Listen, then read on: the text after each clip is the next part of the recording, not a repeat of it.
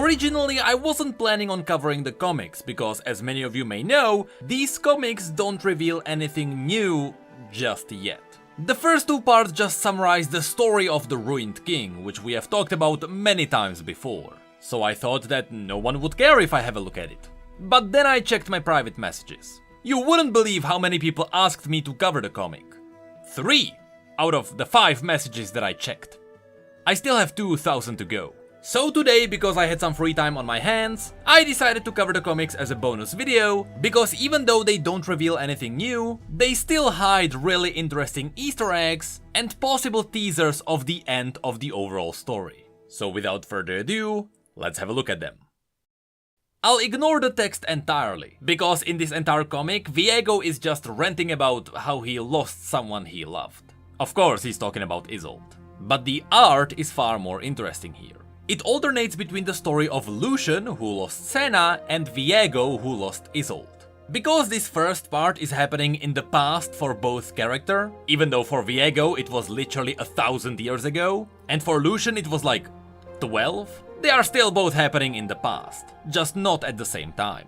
What you see behind Lucian may remind you of Helia, the capital city of the Blessed Isles, but even though this is happening in the past, by then Viego's story already happened, and so this should have been the Shadow Isles, which kinda gives it away for being the coast of Demacia. Though it is all going to come down to the lighthouse, the one that was used to tease the event before. You can see it in the background here, and so wherever this ends up being, that's where the comic started.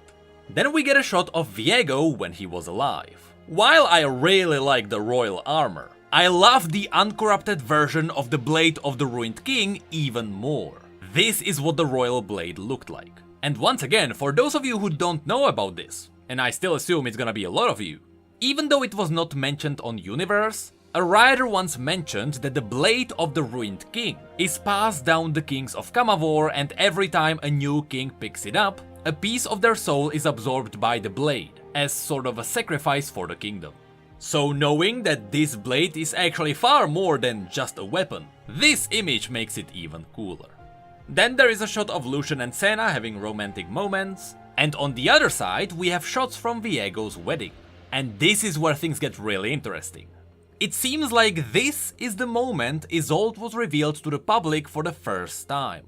Now, you need to remember, when Viego met Isolde, Isolde was a girl from a village at the very edge of the kingdom. She is definitely not used to massive crowds of people, and especially when they are all surrounded by the capital city.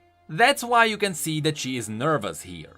Some people speculate that she is nervous here because she wasn't really in love with Viego. The story always teased that their relationship wasn't always that awesome. I mean, Viego always loved Isolde with everything he had, but maybe he loved her a bit too much. We still don't know what the story looks like from Isolde's point of view. I really don't think Viego would be abusive in their relationship. He would never cause her harm. But being constantly madly in love with someone isn't healthy for the relationship either. Regardless, I still believe that once we get the story from Isolde's point of view, we will probably learn that Isolde wasn't happy in their relationship for one reason or another. Be it because of Viego, or because she was used to being a lonely girl in a village.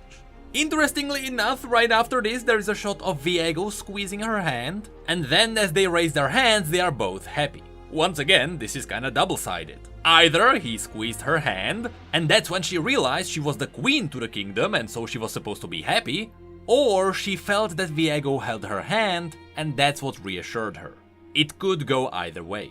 At least in the next shot you can see that they both seem to be happy.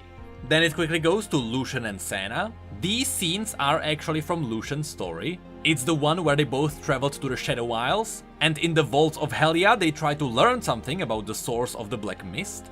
But then it cuts back to Viego, showing that once again they are both happy. And then we get to this one. Yep, they are practicing with their weapons, and Senna is showing Lucian how to use it properly. So yes, this is an exact shot from a story which we know about. This is the scene where Lucian jokes about the fact that he can fire his gun with his PP. I am dead serious. It's canon. And then we go back to the royal pair. And then we go back to Lucian and Senna! I told you it's gonna be all over the place. Here they just continue fighting on the Shadow Isles. Back to the royal couple. This kinda shows us that even though the politicians didn't really like Viego, because the love he felt towards Isolde was kinda ruining the kingdom, the common citizens still love them both, and we even have a scene that shows us their appreciation for Isolde. A cool side fact: I wonder if the royal guards carry spears because they come from the Iron Order, which was led by Hecarim. And then we finally get some shots from the actual wedding.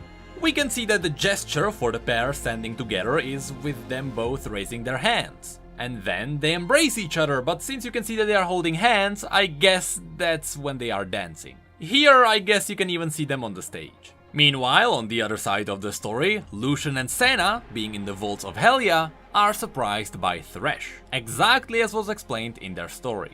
But then it cuts to the one scene I want everyone to remember. The scene where Isolde gets killed. I assume this is happening sometime after the wedding, but here you can see that they are enjoying a drink, not really being suspicious.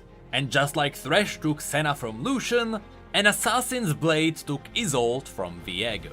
This scene is super interesting, because first of all you can definitely see that the blade was infused with some kind of dark magic.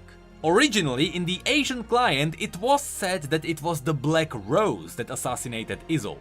But apparently that was a super early version of the entire story, and Riot confirmed it was not the Black Rose. As far as we know, the Black Rose wasn't really even active on Camavor.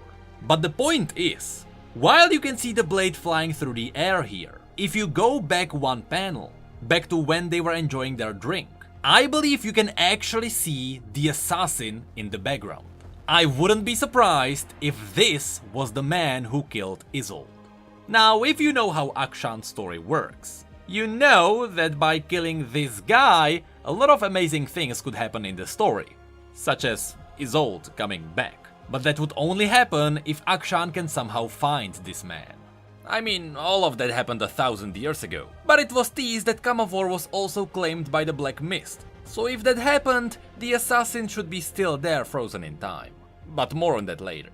Regardless, then the story goes into the sad part. Lucian's being crushed with the loss of Senna, and Viego is being crushed with the loss of Isolde. I really like the scene that follows. How you can see Viego just standing there, not doing anything. This was perfectly explained in his bio. After Isolde died, he was so crushed he couldn't rule his kingdom. And so even as you can see the people behind him talking to him, he doesn't even reply. As a fun fact, if you were looking for Vladimir the entire time, remember that the entire Darkin story happened about 500 years before the Ruination. So even though Vladimir is Viego's distant uncle, and he should have been somewhere around, by the time the comic is happening, Vladimir was long gone, traded to the Darkins as a royal Camavorian hostage. After this, the comic reveals what the two of them want to do. Lucian's plan is to fight the Black Mist and destroy Thresh, while Viego wants to go to the Blessed Isles. Interestingly enough, here he says that he had found the Blessed Isles, but he hadn't. It was Callista, and curiously enough, Callista is not even shown anywhere. And then when it comes to Lucian, it cuts to his cinematic. From this point on, everything that happens to Lucian, we have seen there. In Viego's perspective, you can see him traveling to the Blessed Isles. So yeah, even though this looks Demacian, these are the Blessed Isles. He arrived in Helya, he got off the ship, and he was met by the local elders. Interestingly enough, these characters perfectly match the concept art which you can find on Universe for the Blessed Isles. Of course, Viego tells them that he came for the Waters of Life. They tell him that the power the waters hold is way too great for anyone to try to control it. And so they told him they wouldn't use that power for his needs, and that's when Viego snapped. Theoretically, the soldiers which we can see behind him should be the Iron Order, which was led by Hecarim. Though interestingly, they don't have spears, so I guess these specifically are just the royal guards. Then of course, Thresh appears. We know this is Thresh because he is the one who leads Viego to the Waters of Life, but also he has his cane, which turns into the lantern. Then we can see the path to the vaults, and finally we can see the Waters of Life. This is where Viego sets his blade aside and he steps into the waters. This is where the most important part of the story begins. First of all, I quickly want to mention that even though the story mentioned that Isolde is supposed to be rotting by this point, it was explained by Riot that as Viego spent all his royal gold, He found mages which were able to preserve Isolde's looks, but they weren't able to resurrect her. So there is a canonical reason why Isolde looks pretty here.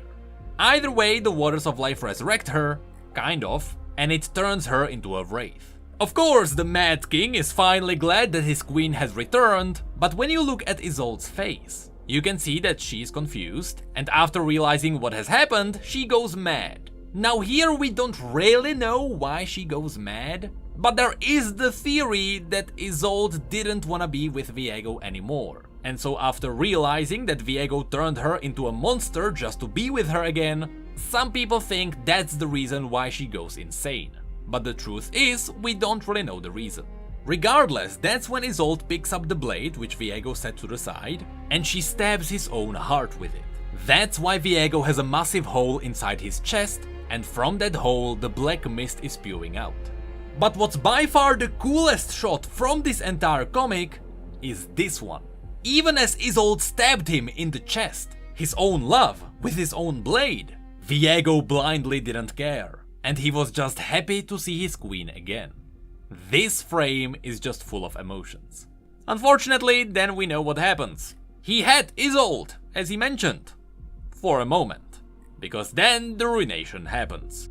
The last part of the comic really just shows Lucian fighting Thresh. And if you are wondering why Thresh looks like a cloud of fart here, that's because of censorship. In some very specific countries, you can't show skulls and bones. That's why Thresh looks weird here.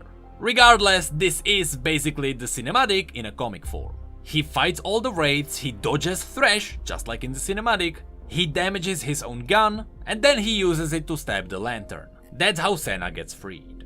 And that's how the comic ends. So really, all of this just summarized what we have already seen. But it is in a comic form, which means that we can see it visually. To summarize this, we really only learned one thing. There is the possibility that the assassin who killed Isolde is still somewhere out there.